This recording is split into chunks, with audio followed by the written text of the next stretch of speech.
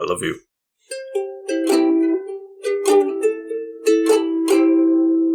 Welcome back to the Couch Potatoes, to an episode that's kind of been spoiled already, but I think we got a lot to say that'll surprise you. Spoiled if you've watched our best of 2022 list, that is. I hope that we have a lot to say.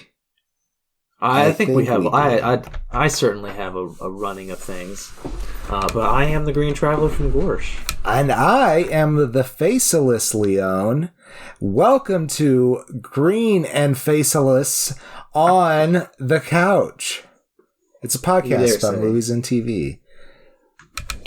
I don't believe you. Today it's about TV. Very exciting. TV talks. And again, if you've seen our best of 2022, even if you haven't, I'll spoil it for you. But you should definitely go check it out. Even if you just listened. Yeah, exactly.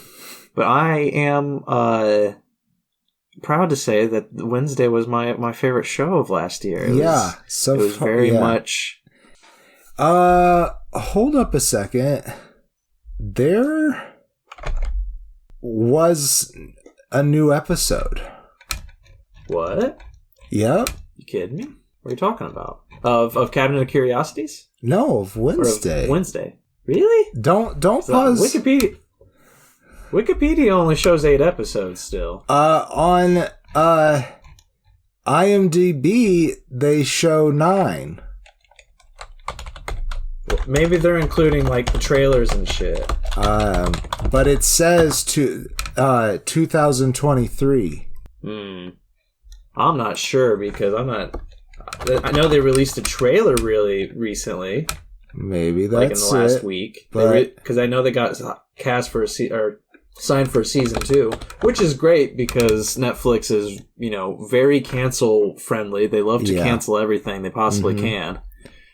Pretty much if it starts making them money, but it's not being binged quickly, it's gone. Like that's what I've been reading is like if it's a show that's more people watch it like day by day or week by week, then Netflix cancels it because they want you to be watching it all in one fucking day. So like that's just silly. But I guess Wednesday, that happened with Wednesday, which is great because it's coming back for season 2. I'm fucking pumped. Hold on, I'm just gonna type in 2023 episode. Yeah, so on IMDb it looks like it's something that's still being built, but it only had a handful of the characters. And it might just be a placeholder thing. I don't know. Yeah, IMDb is always just silly to me. Like I feel like it always has some kind of error going on. Yeah. Okay. Well. Yeah, they're including a second season already. That's what it is. All right. It says it has 2 seasons. It's not out yet. It'll come out later this year. It's only been hopefully around Halloween. It's only been confirmed. Okay, ignore all of my confusion from before, but we're not going to cut it. No, man. Okay. But no, I was excited. That's the level of quality for this show. Is that seeing an episode 9, it was immediately like, no, hold on a second, I want to pause this and watch that real fast. Exactly. Yeah, if it was there, I wanted to see it. It's fucking amazing, man. What before we dive into the summary of this show in particular, what's your experience with the Addams Family? With the Addams Family? Well, I bet I probably saw that classic 90s movies, the 2 60s show and the 90s movie. Yeah. I didn't watch the 60s show really at all. Really? Really? No, and we even had TV Land on quite often. It's just not a time that we had the TV on. We were Gilligan's Island. I say really like it was shocking. Really? You never watched this 3-season show that was canceled before back in the 60s? Before your parents could give birth? I mean, what? When your parents were probably still in just like baby clothes? Not baby, probably just like kid clothes? Yeah, kid clothes. I think my dad was still in diapers when the show started. What was it? I have that up. I think it was 64. I feel like it was 60, maybe. Yeah, my dad would have been 2. My dad was just born. Yeah, my mom, not quite 3. Yeah. Yeah, my experience with it, I definitely watched and loved the 90s show, or the 90s movie. Yeah, I don't think I watched both of them. Both of them were pretty great. I don't think... The first one I do think is better, but they both have a lot of merit. But yeah. I don't remember the second one. I know I've seen the first one. The second one, I can't recall. It's called it's called Addams Family Values, and there is a third one with a different cast called Addams Family Reunion. We don't need that shit up in here. We don't need that shit up in here. Apparently, no. I mean, I don't know. Maybe it's good. My experience. That one, they go to a summer camp. Pugsley and Wednesday do. Oh, God. And actually, I think I've seen that. Yeah. Because that seems very familiar to me. Was that still Christina Ricci? I don't know. Some of the cast was different. That's all I remember. Yeah. No, I just... My experience with the Addams Family was that 90s movie. I definitely saw that. But my brother and I, when we went to our grandma's house, for whatever reason, that would always be on. Not just Addams Family. We would watch a lot of stuff, but that was one of the things that I remember watching a lot when I was at my grandma's house because I really enjoyed that, you know, it is black and white, but it was also like a funny comedy horror thing. You know, it was really weird, and I loved scary horror, but my grandma obviously did not. But this was something she was okay with us having on because she liked the show too, I guess. And I just remembered having so much fun. And then we had a Nintendo.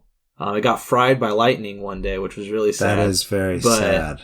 I'm so sorry. I had a Pugsley game on that. I don't remember what it was called, but it was definitely an Addams Family game, but specifically on Pugsley. And you were going around finding it was a really bad game, but you were going around trying to find torturing devices so that Wednesday could torture you later, and that was the whole point of it. I think so she could torture you. Yeah. Well, because you were Pugsley. That's what Pugsley wants to get tortured. Oh, okay. Yeah. All right. Yeah. But this show in particular, I did not watch it when it came out. A lot of people in my life did, and every single one of them told me to watch it. But all I could think of was, I'm not I like the Addams Family, but I'm not in love with the Addams Family. And if I did have to choose one of them, Wednesday would have been my favorite character because I enjoed Christina Ricci's just complete psychopathic. I don't give a fuck about anything. Yeah, her attitude in that movie was perfect. Yeah. Well, and it also defined the character a little bit too because it's the '60s show. She was not like that. She was more fun. Yeah. She was a sidekick to Pugsley. Fun. I think in the show. I think in the show she was a sidekick to Pugsley as opposed to the other way around. Because I think he was older in the old show. Yeah, in this photograph I have pulled up, he does appear to be at least a head and a half taller. Yeah, and I don't know if the 90s movie is the one that switched things around, but Christina Ricci I feel did solidify this character as being very goth and very just no. Well, fuck you. The television show was an adaptation of the New Yorker comic book, right? Yeah, the New Yorker comic strip that was strip. It was by a guy named Adams too. Yes, Charles Addams. So they're all single panel cartoons. If I remember. Oh, I love those. Those are nice. Yeah. I feel like I would really enjoy it. I don't know what his comic was like, but I feel I would enjoy it if it has anything. I know it was about an eccentric family because obviously that's what was Spawn. That it started in 1938. The comic strip did. Damn, 1938. That's how old the fucking Addams Family is. Yep. I thought it was just in the 60s. That's crazy. Yep. And I guess it was over. Man, they're almost 100. Yeah, it was over 50 years that they 85-year-olds around the world just got pissed at me. Almost 100. I'm still 85. Fuck. I read that when I was a kid. 78. You fuck. If I'm almost 100, you're almost 45. Think about that. Man, that's crazy. I didn't know it was that old. But if you don't know the Addams Family, they are a very eccentric, very quirky, and eerie family. They fit into that gothic horror genre so well. It's so beautiful. Might as well just talk Addams, the whole family. By the way, was definitely a goth sexual awakening for me. Oh yeah, 100%. Yeah. Angelica, her and Elvira Houston, excuse me. Oh yeah, Angelica yeah, she's beautiful, Houston. Man. I love her. Yeah, she's great. Right here in Wednesday, she's played by Catherine Zeta-Jones, and she's equally as beautiful. Yeah, like, she nailed the killed role. This role. It's so beautiful. Yeah. And as is common, Morticia Addams is married to Gomez Addams, the patriarch of the family. That's right. He's very, very quirky and goofy. He's all humor, but a very, very specific styled humor. And he's almost all in the representations I've seen. He is always all over Morticia. Like, oh yes, he found the love of his life, and he will not let her leave his arms. Like he is so in love. Like there's still like definitely the sexual tension between them in this show, but it's a lot less sexual and more cute in this show. I think. I feel like in this show too, it seems like in this one too, it's more to piss off their kids. Yeah, because they know Wednesday hates it. Yeah, especially the moment in the car where they're just sitting in the car and like going at it, and Wednesday's across from them like, stop it. But even like, Lurch, what are you doing? Even Lurch was like, Lurch is hardly in the show, but it's George, which is sad. Berkia, I think you say it. Yeah, Bercia maybe. Yeah, he's good. I hope maybe in season 2 we get more of him. That'd be fun. More of the family in general. I think we will. Well, at least she's heading home right now where we left off. So it'd be fun if there was an episode or 2 at home. Or maybe even a whole season. And then she goes back to Nevermore. Yeah, that'd be cool, but I feel like they're gonna do more like Harry Potter and try to keep the viewership up. So they'll just do year by year at the school, which is fine. Probably. But yeah. And Gomez, we didn't mention Gomez is played by Luis Guzman, who is fucking incredible. Awesome. He's in like, I don't want to say every Paul Thomas Anderson movie, but he's in quite a lot of them. That's true. Like he's in Magnolia at least, I think, right? Boogie Nights, Magnolia. I'm pretty sure he's in Punch Drunk Love too. Oh my god, yeah, I always forget Punch Drunk Love. Like it's like the one like real. I mean, I say the one. I haven't watched. What is the Gems movie? The Adam Sandler. What? Hidden Gems? Hidden Gems. No. Was that Paul Thomas Anderson? No, but I was about to say that Punch Drunk Love was like my only good, like favorite, like Adam Sandler, like serious movie. But like, I guess I haven't seen Uncut Gems, so that might actually be. Like, I've heard it's really good. Is really good in it. Uncut Gems. I think he is really good in it, but. In Punch Drunk Love or in Gems or Uncut Gems, I think he is good. Yeah, I haven't seen it, but I'm not so sure if it's like the most fantastic movie. It's a decent story though. He's fucking unhinged in it. Nice. Yeah. I mean, that's what I'm saying. Is like, and I don't know. We're getting off topic. I like Punch Drunk Love, but Luis Guzman is in that too. I saw. Which is really cool. He's in everything. I love Luis Guzman, and he does Gomez so fucking well. Oh, he does. He's the Count of Monte Cristo's second as well in that movie. Yeah, that's right. I don't remember the character's name, but I love that movie. He's Puerto Rican too, right? Is he? The Faceless Leon and I were talking about Puerto Rico before we were. Yeah, he is. Wow. Before we recorded. And that brings us to the main character of the show and the eldest child, which is Wednesday, here played amazingly by Jenna Ortega. Woo! And this was... we talked a lot last year of actors who, like, where we first noticed them. Yeah. And then they were in like a bunch of stuff we'd seen in the past. That was a literal like last year moment for me was Jenna Ortega. I watched Wednesday and was like, damn, this woman is like amazing. She's so great. Like such a good actor. And I'm like, wow, I need to see what else she's in. Well, she was in X, the movie I've been recommending all fucking year. She's in this crazy horror film where it's all about the filming of a porno, but she was like 19 or 20 when she was in the movie, so it's like that's a little weird. But she plays the boom operator on set. But she was also in the most recent Scream film, Scream, and the one coming out this year, Scream 6. Like I didn't like it's called last Scream year's Scream and movie. Scream 6. Yeah, Scream 5 was called Scream. They can just fuck right off.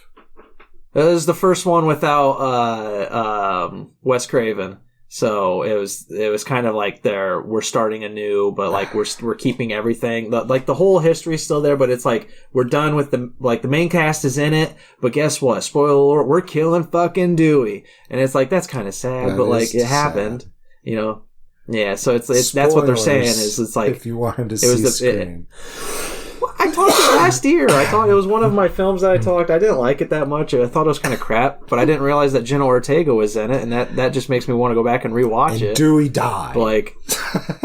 And Dewey died. Yeah, it's really sad, but that's what they're saying. That's why it was called Scream and not Scream 5, because this is the one where even the main characters can fucking die now. Oh. It's just like it's a birth of a new era. We're following new characters from here on out. It's not always going to be whatever their names were again, Courtney Cox and Neve Campbell. Sorry, Neve is a hard name for me to remember. Neve is that's my excuse. Name. Is it Neville? Yeah. No, it's Neve. Neve. Neve Campbell. I think. Wow. I gotta look it up because now I'm gonna feel bad if I get her name wrong. Neve Campbell. It's a woman. I'm sorry. It's like. Yeah, she was the main star of Scream 1 through 5. I'm sorry. She was also in that I don't remember what it's called, but it was a movie where she makes out with a lady in a pool. I recall that movie, not the title. Yes. So I don't remember the title. Let's talk about Wednesday. Oh man, I feel bad about that. So wait, I gotta figure out what that movie's called. Wild Things. It was Wild Things. Okay, yeah. Just in case you want to. One that my stepdad kept in a box downstairs, along with the movie Jailbait and Striptease. Oh my goodness. Yeah, maybe I shouldn't put that on the internet. Anyhow, back to Wednesday. Let's talk about Wednesday. So. Has this been a horny episode? Kind of, yeah.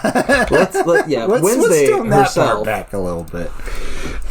Wednesday herself, though, was like she's goth. Mm-hmm. She's honestly, goth icon now, I think. Oh yeah, like definitely. I feel like she just this one show immediately, like especially the dance alone, and like I watched the dance out of context because everybody was like, "Well, just watch the dance scene, and now then you can watch the whole show." People were telling me that because the dance scene was apparently so good, and I watched it out of context, and I was like, "This is a good dance," but like. Yeah, I don't get the craze, that's like because it was huge. Like everybody was doing the dance last year. I wouldn't have told you that. No, it was good. It was good turning around and watching it then, like in the moment, because when it happened, I was just like, "Oh my god, this is perfect." Yeah, it's just it's an explosion of her expression when she's been nearly expressionless the whole time. It's great. And to give Jenna Ortega the applause, that was her dance. Nobody choreographed it. That was she. Yeah. She looked up videos. Yeah, she because I've watched a lot of interviews on it now because her performance was stellar. Like, I think it was one of my favorite performances of last year. It was so good. I haven't seen White Lotus, so Did you check out see if she got any Globes or anything? She was nominated. Okay. She lost to, I think Aubrey Plaza also lost. I can't remember who won that Golden Globe. Hold on. Hold on. Because I want to know. I want to know. I need to know. I want to know where the people aren't. I was surprised Tar won so many. it's a good movie. I will say Tar is a good movie, but like there was one lady who's like very passionate right now, and it's kind of funny to me. Abbott Elementary won a lot, and Quinta Brunson of Abbott Elementary beat out both Jenna Ortega. Oh, I guess Aubrey Plaza wasn't nominated for that one. Huh. Oh, because White Lotus isn't a comedy. So in a drama, Aubrey Plaza lost. She wasn't even nominated for that either. Jesus. It's not. I've been watching this show. I haven't watched the last few episodes yet, but her part is not like an over the moon performance or anything. She's good at it. Yeah. I thought I had seen her name on there though. That's why maybe it was in the supporting roles. Maybe I didn't scroll down far enough. But I don't know. Yeah. But I haven't watched that show. I don't know anything about it, so I'm sorry. But Jenna Ortega's performance was just phenomenal because she learned violin or not violin, cello. Yeah, the cello. And she learned archery. She learned so many things. Viola. No, I think it was cello. I don't know. It doesn't. It might be the viola. But like the one thing that she did though that I thought was so impressive was the fucking dance. She looked up so many like goth kids of the 90s dancing, and then she looked up like so many other things and like incorporated so many cool ideas and just choreographed this dance all on her own. And the interview awesome. I saw, she was like, what was that? It's pretty freaking awesome. Oh yeah, it's above and beyond the interview performance. Then I mean, she was great, like you said. Yeah, she's amazing. Yeah. The interview I saw, she had mentioned that she was very self-conscious of it, and then like one day she just woke up and like once it started streaming and everybody was talking about the dance, and she's like, "Oh wow, people love it." Good, okay. Nice, that's awesome. I really appreciate that because I don't know. I appreciate that you are getting positive feedback for it because you deserve it. And I really appreciated your performance. Direct line to Jenna Ortega. I'm increasing. If she ever heard this, I'd be fucking like, I would die. I am reaching out across the internet to the ears of Jenna Ortega. Thank you for Wednesday. Me and my wife enjoyed it. I can't get enough of her. Yeah, we watched it twice, literally.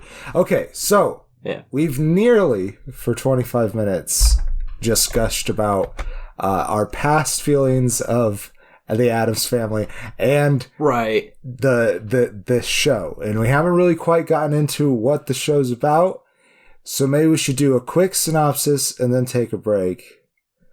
I was thinking let's round up the Addams Family itself real quick. Sure. And then we'll take a break and then do a synopsis after that. Okay. If that's okay. Yes. Okay. Yeah. Who am I missing? Because just baby brother Pugsley, who in this show doesn't really have much of a huge role. No. Actually, there's more besides Pugsley. There's also Thing. Yeah, Thing's important. Thing. But who plays Thing's Pugsley? Very important. Pugsley's played by Isaac Ordonez.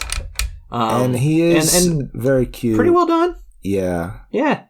He's not the best Pugsley I've seen, but I'm going to give him the benefit of the doubt because he was only in it for like 10 minutes. So, sure. He's a very loving version of Pugsley. Like, yeah, that was kind of weird. Yeah, I'm more used to blank stare Pugsley.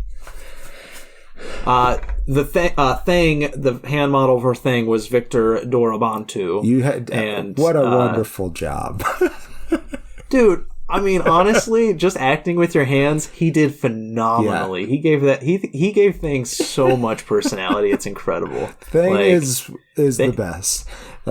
There's a moment in the show where Thing's life hangs in the balance, and you're just kind of just like, oh my god, like they're gonna kill Thing. Your heart's beating. Yeah. It's like when a dog gets hit by a car or something in a movie, and you're like, no, please be okay. Except for he has like a human personality. He's just yeah. Oh, and like the way he like communicates and stuff is so funny. It's just so. There is. Sorry, I completely interrupted you because I just remembered one last family member who does make an appearance, and that's Uncle Fester. That's right. Uncle Fester, crazy, quirky uncle who pops in every now and then.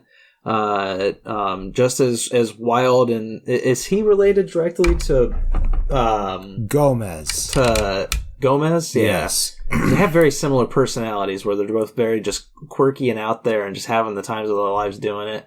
Here he is played by Fred Armisen, which was fucking hilarious. It was such a good choice. I mean, it's not Christopher Lloyd, but goddamn, right. It was good. No, he turned around, or I guess he didn't turn around. He got revealed in the show, and I was like, I know that face. Yeah. Who is that? Like, because I was struggling really hard. Because he's bald. He's a little heavier too. I think maybe Fred put on maybe like 5-10 pounds, or maybe he's wearing something. Maybe he's wearing something.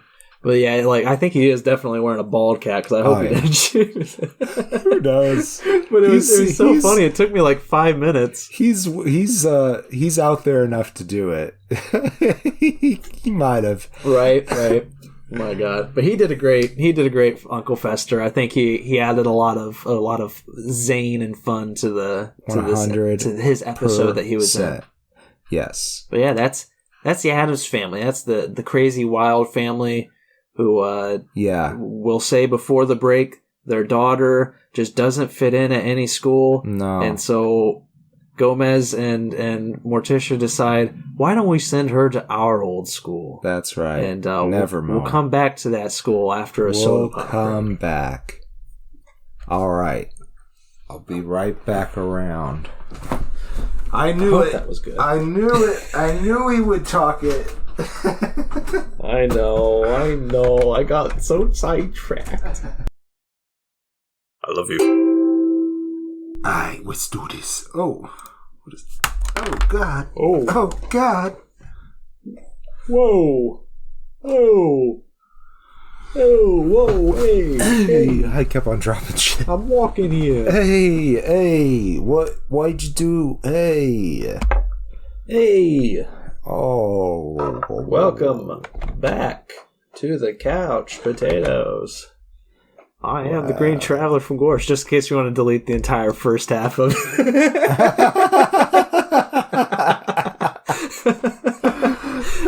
Oh, man. We're back from our break. That school that she gets sent to, it's called Nevermore Academy. Nice little shout out to Edgar Allan Poe. That's right. If we're not... if the show's not goth... Yeah. You're not goth. Then you're not goth. Also, he's not... It's not just... Okay, I'm going to scratch that, because just is not the right way to go about this. It is Edgar Allan Poe's Alma Mater, and the poem is about the school. Oh. Is that really the case? He went there. I didn't know that. He was an outcast. It's not a real school, is it? No. Okay. That's why I was just like, for a second, I was just so thrown off. I was like, that what? is the lore, though, of the school. So, gotcha. So I'm still right and you're still right. So in real life, obviously, when he says nevermore, he's talking about, the loss of this love or whatever the Raven's about. His love, Lenore. And, but in this, it switches that up by saying that it's his alma mater. It's an homage, but it takes credit for itself. Yeah, it's hilarious. I fucking love it. I like it. Yeah, it's beautiful. They also Nevermore is I'm sorry, this is like their Quidditch moment, but they have this thing called the Poe Cup, which is like a 3-part race, like canoe race. Yeah, a triathlon. Yeah, something like that. But they have to dress up as Edgar Allan Poe plays, like they not plays, poems or stories. It's hilarious. Was that the case? Yeah.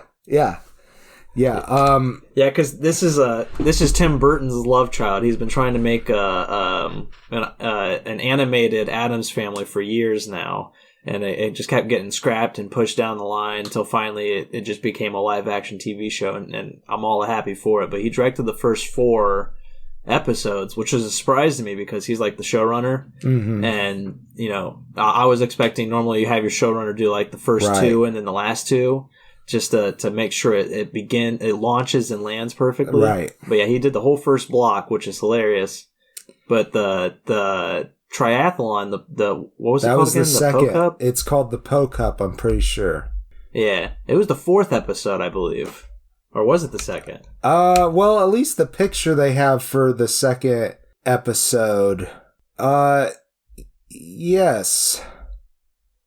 I thought episode 2, Woe is the loneliest number. I love their fucking title. Their title scheming is hilarious. So the first one is actually why they named Wednesday. It's after a children's Morticia's favorite bedtime story or whatever, and it's with the Solomon Grundy poem. Oh, it is. Yes, Wednesday's child is full of woe is the episode title of episode 1.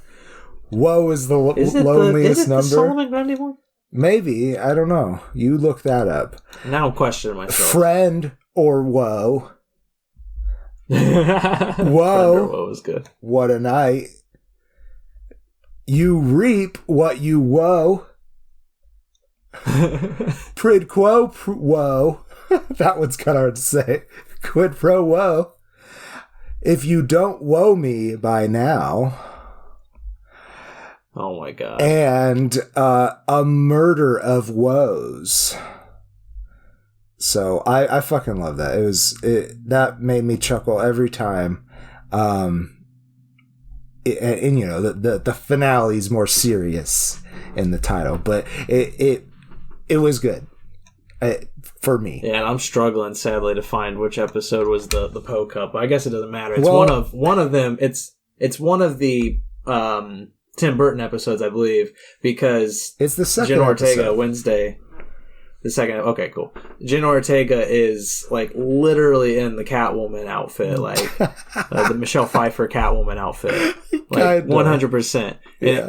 And it was making me laugh so hard because I watched another interview with Jenna Ortega where she was talking about it, and she said she's like, oh man, I thought it was such a nice shout out to Edward Scissorhands, and I was like, no, what? It's Catwoman. I was like, you're even wearing cat ears. I'm like, it's slightly a shout out also to Edward Scissorhands, but only because it's Tim Burton also. Yeah. But like, it's 100% Catwoman. He just wants... just needed more cat women. That's what he needed. I'm okay with it. Me too. That was hilarious. It was such a good... I enjoyed the Poe Cup because you get a lot of good character moments between Wednesday and her roommate, who is also becomes throughout the show her best friend, Enid. Yeah. I don't remember what her last name was. Enid Sinclair. Enid Sinclair, yes. Played by Emma Myers. That's right. And she is just the exact opposite in almost every way. Super cheery, super kind.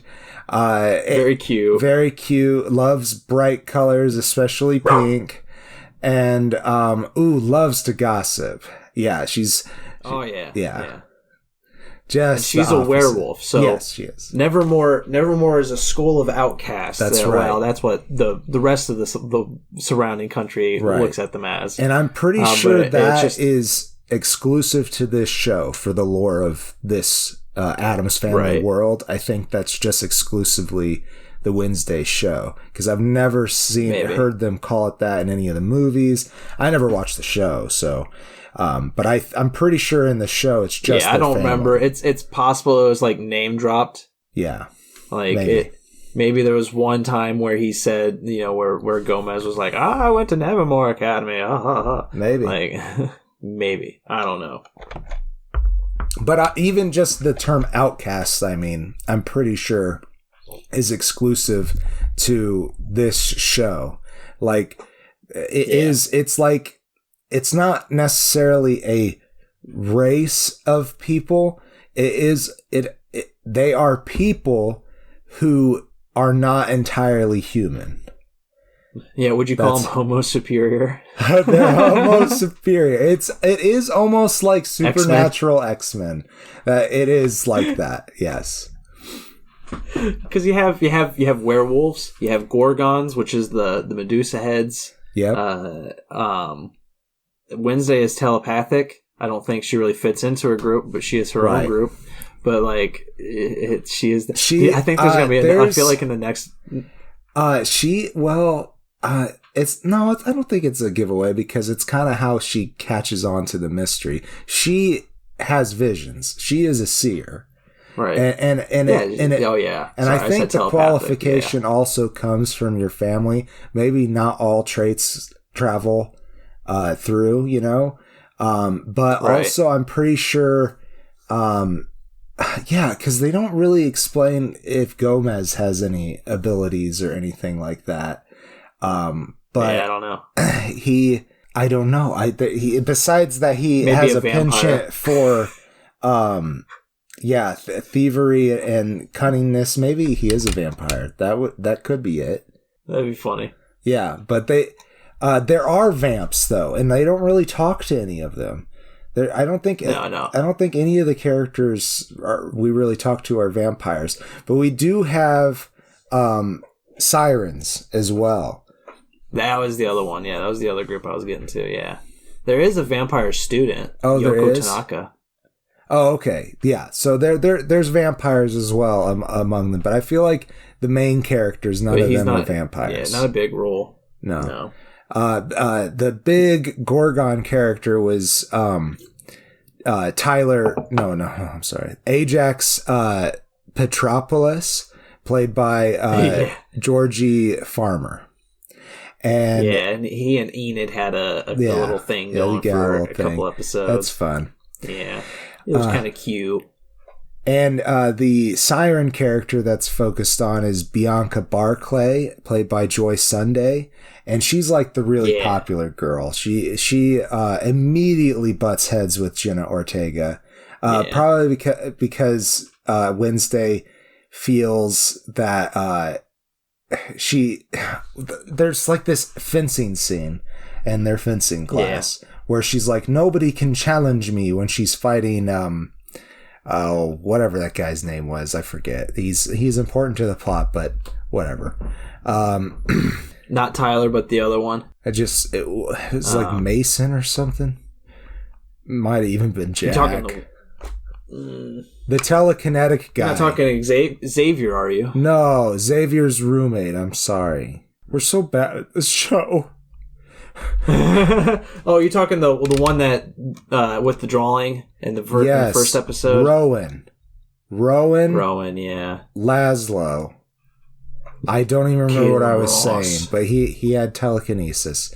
But yeah, I guess Xavier Thorpe is the next one to talk about, played by Percy Haynes White. He is like an off and on love interest. At the very least, he's very open with his feelings towards Wednesday. Right. But he also can like make drawings come to life, and that's kind of cool. Which is so cool. Yeah, I like it. It was so cool. I loved it. Yeah. He would draw a spider and then just like make it. He would pull it out of the table that he just drew it on. It was good effects too. Like it looked really nice. Yeah, it was. And then Wednesday just crushes it with a book. and he was like, "Well, I thought you'd be impressed."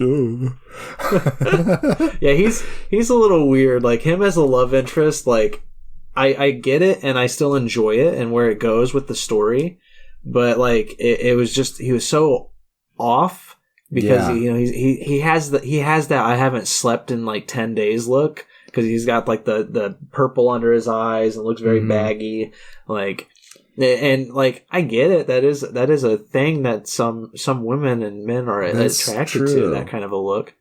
But whenever he was like talking to Wednesday, I'm like, dude, she just doesn't like you like that. Back off, okay? Like, yeah.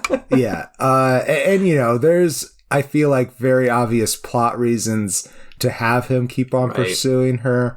That we, I don't know how much we'll allude to that. The show, but I will say the show loves its red herrings. Yes, there are thousands. Well, not thousands. There's tens of thousands. There's hundreds, tens of thousands of pathways that it's like because there's a mystery going on. You know, there's murders happening in the surrounding town. Exactly. There's rumors of a monster, and Wednesday sees a monster in like the first episode. And so like she's a little detective. She likes to she's writing a mystery series. Right. I don't remember her character her novel's character. They were very graphic, if I recall. Yeah. It was. I thought it was very well received.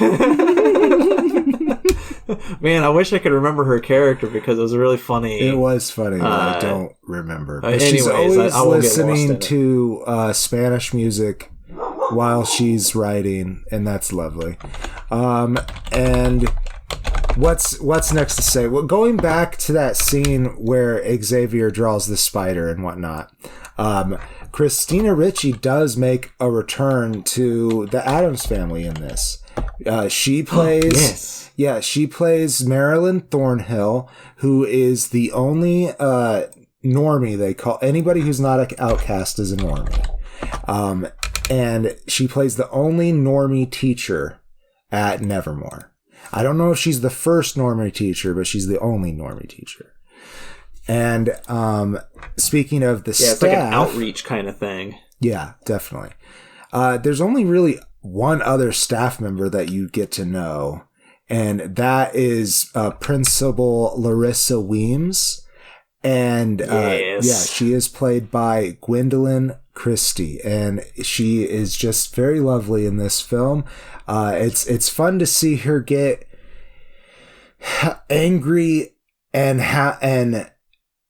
like have to hold it back, because in her other roles she was able to lash out, right? So it's very. I mean, even as Lucifer, she was more of like seductive and contained. Right, that's true. She was, but she still had that moments where, like, that character, if they were pissed off, they could do something about it. But she has to be a political, straight-faced person and deal with her problems through alcoholism. She's brilliant here. I absolutely loved her. Yes. And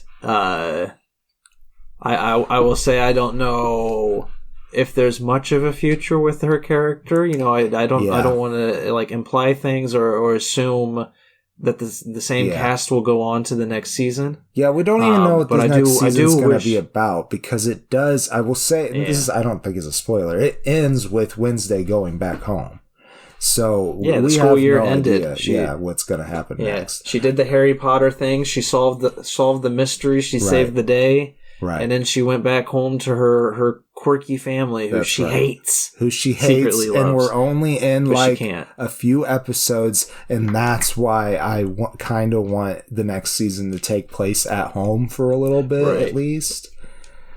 At least one episode, I think, would be nice. It'd be a lot of fun. I don't think it'll happen. I think they're going to come right back to school. They're going to do Harry Potter because it's a successful. Well, as long as they introduce her grandma, goddammit. Right? And have more of Lurch. I want more Lurch. More Lurch. Okay, we're not talking about that. Yeah. But no, like with Gwendolyn Christie, the principal is so well done. Like I agree with you. Her character is really well done. You had mentioned to me that this was like one of the first roles where she got to feel like beautiful because she got to wear makeup and like actually. Sarah told me about that there was an interview she watched where Gwendolyn said it was one of the first where, I mean, I'm just repeating what you said, but it's because her other roles, like Brianna Tarth, if we take that, like she was supposed to be this rough and tumble warrior. Right. And or even Captain Phasma or whatever. Oh, right. She's behind a mask. Yeah. And then Lucifer, I mean, I thought she was beautiful as Lucifer, but that haircut, it wasn't exactly flattering. Yeah. And there's also no like makeup in this movie. Like in this show, her character is wearing like eyeshadow, lipstick, and everything. Like, maybe that's more what she would do on a day-to-day basis. I don't know, but she did enjoy doing this role, and I'm glad.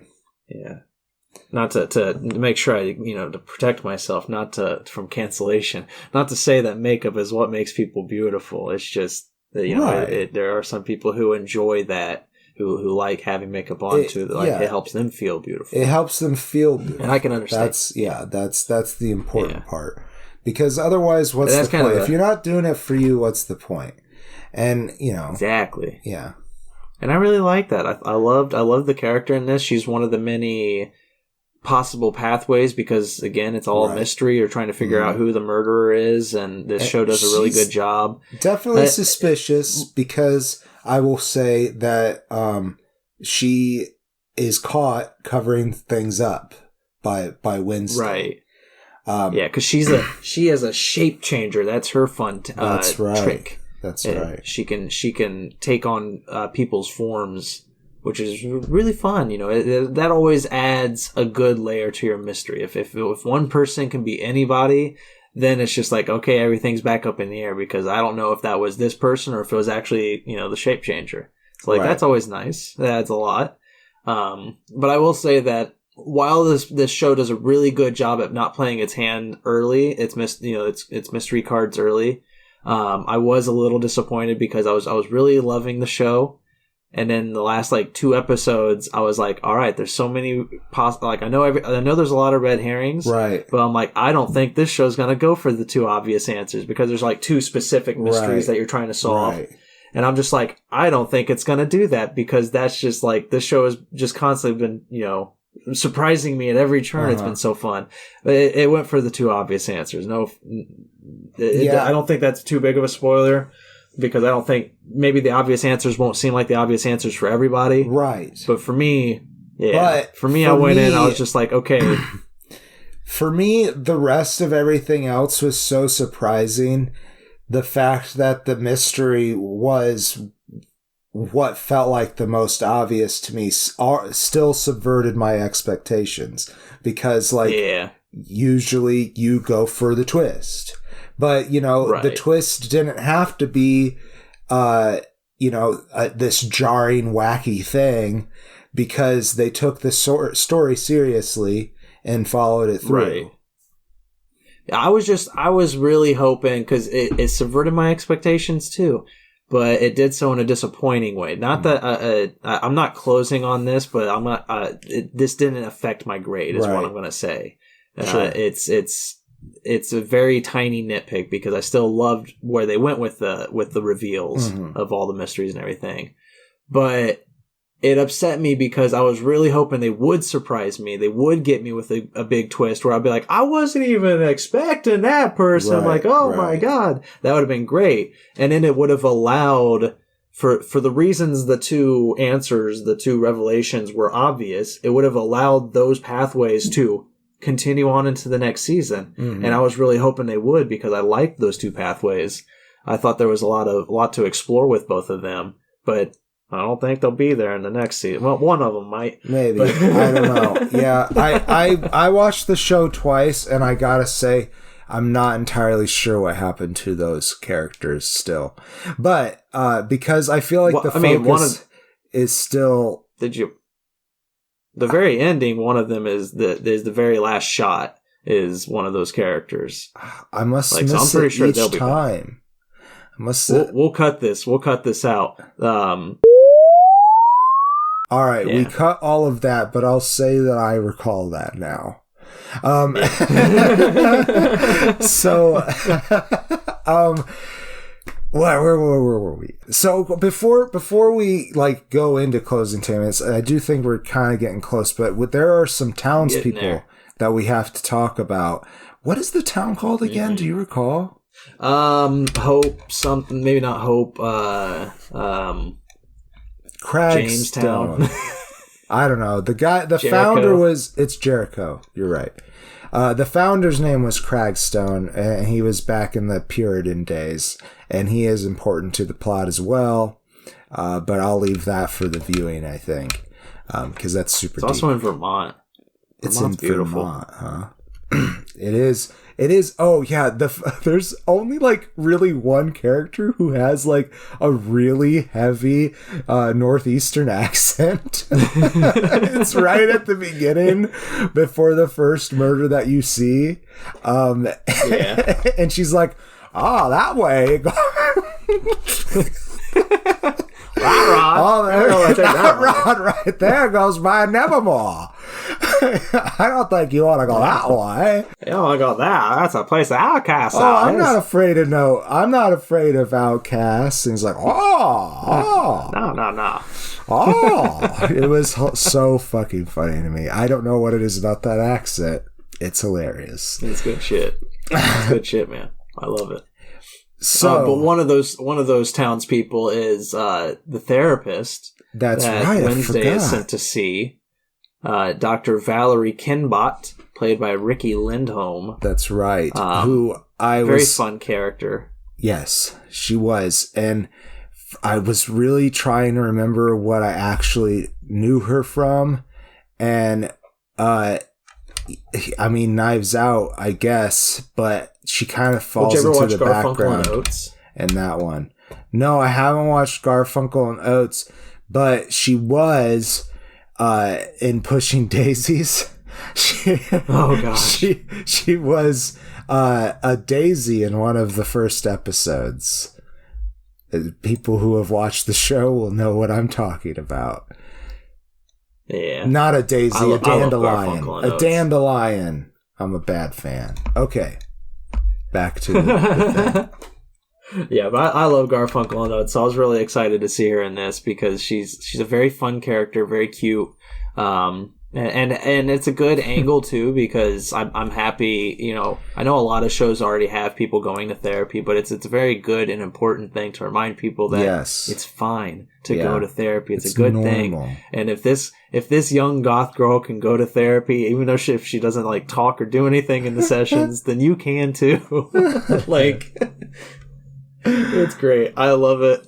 She has this little like fun quirk where she takes rodents, like dead rodents, and taxidermies them in fun scenarios, and it's so adorable. I like taxidermy. It's so funny. I know some some people it's a weird trait. I don't think it's weird. I think it's fucking a brilliant form of art, but yes, it was what she does with it is definitely art. Yes.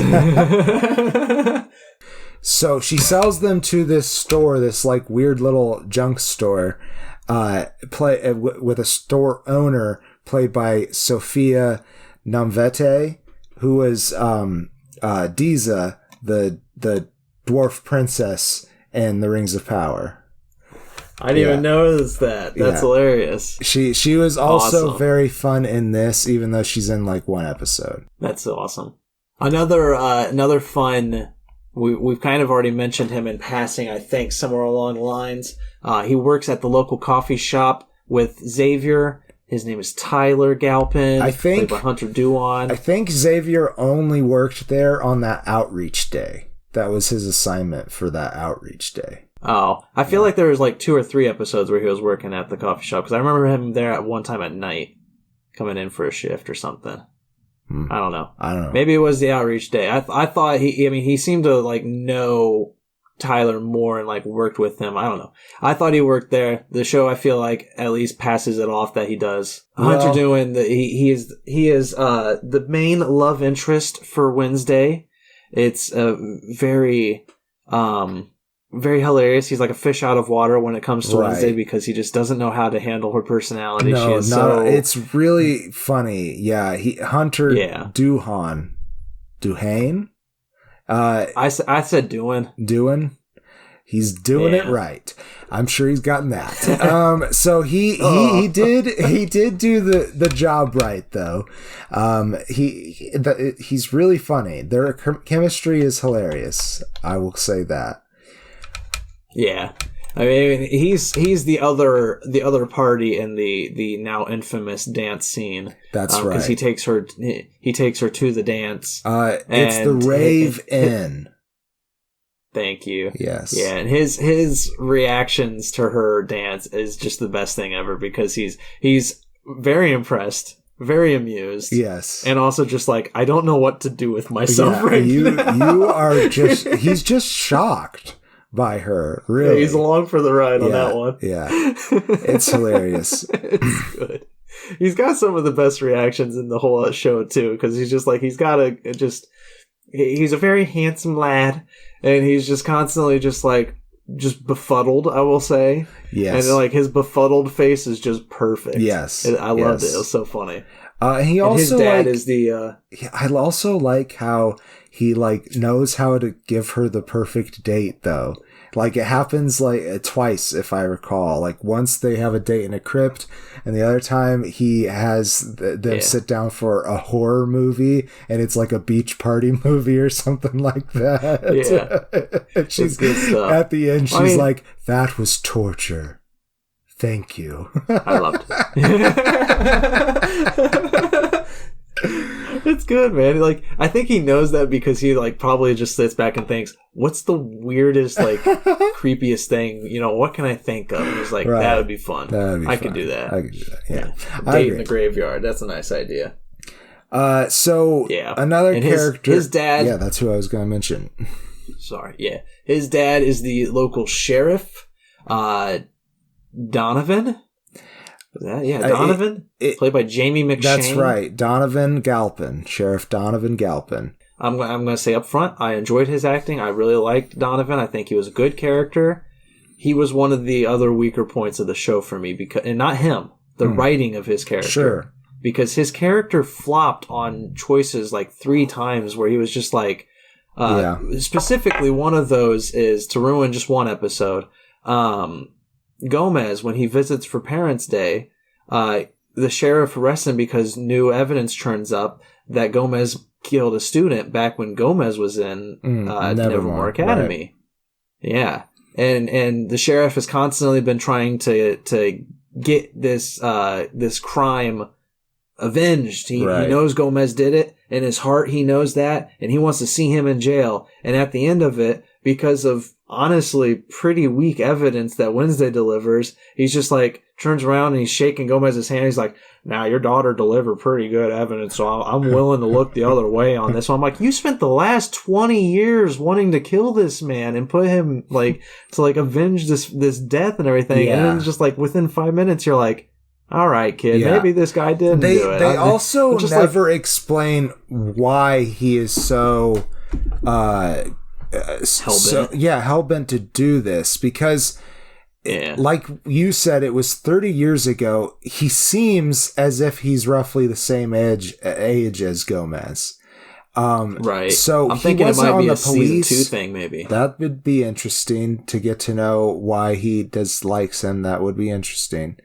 But the backstory between them and but he like they just never say if like he was like a very young deputy on the police force, or if the guy who died was his friend, because the guy who died was a normie, and it sounds that's so what I was weird. thinking. It sounds so weird. It sounds like Homo a slur. sapien, they're Homo sapien, yeah. And the Nevermore Academy antinomies are Homo superiors. They're copyright X-Men. Sorry, don't sue us, Disney. Ooh, I wish I could think of something clever. So, there's one more person. So there's also a mayor. I guess we should mention the mayor, because he's there. He's really trying to keep relations good with the school. He's the mayor. Because what?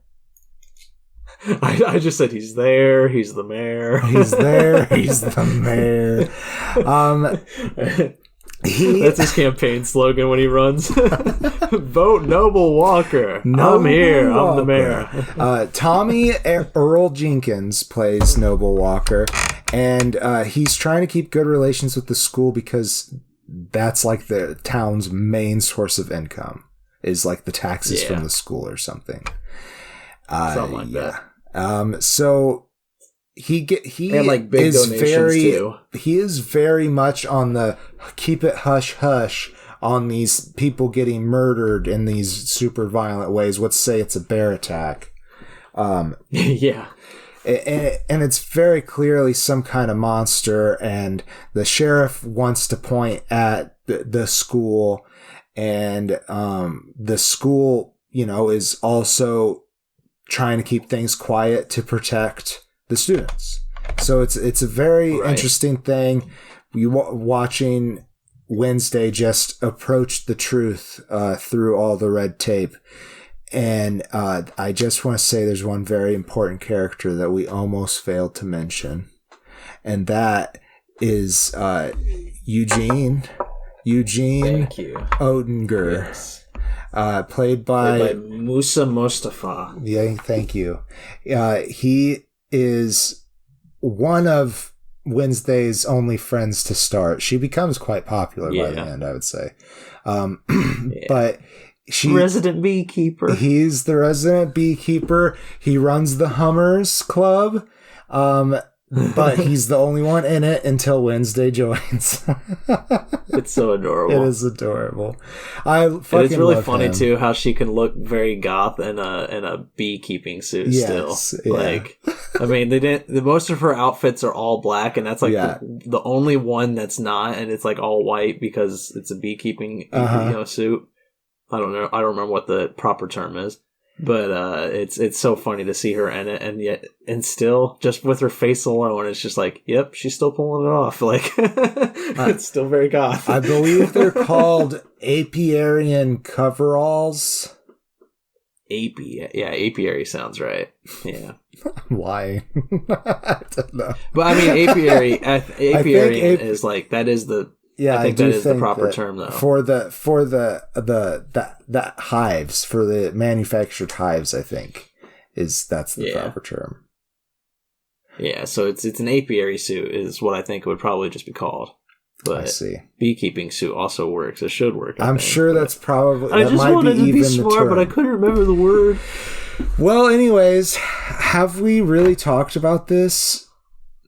I think we have. Like, it's so fucking fun and enjoyable. Mm-hmm. Like, if you haven't seen it, we haven't spoiled pretty much, I mean, bits and pieces, really. Mm-hmm. Like, we just talked all the characters, basically. It's like, it's very fun, very enjoyable, absolutely beautiful. I love it. My favorite show of last year. It's obviously a 4-star show. Like, go watch it. It's so good. Yes, indeed. I'm so excited for season 2. I am too, very much so.